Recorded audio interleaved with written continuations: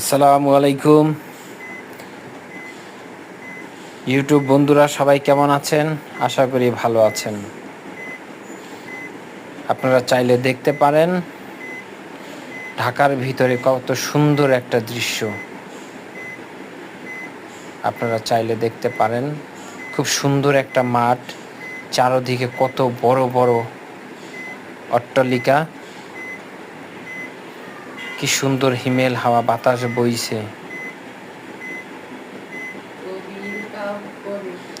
আসুন সবাই মিলে দেখি এবং সবাই মিলে শেয়ার করি।